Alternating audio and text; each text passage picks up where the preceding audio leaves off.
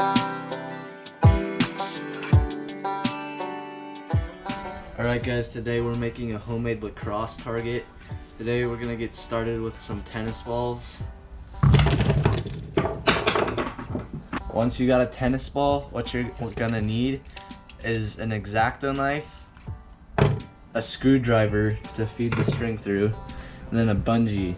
So what we're gonna do first is we're gonna cut open a little hole right here. See, we got that hole right there? That's what the bungee's gonna go through.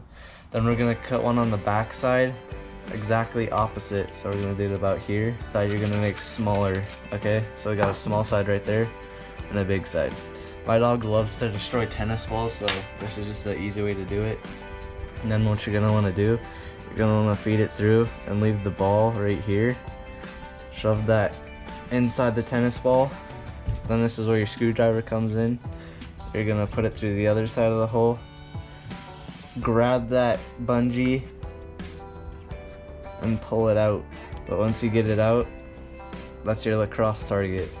And then you wind her around the bar.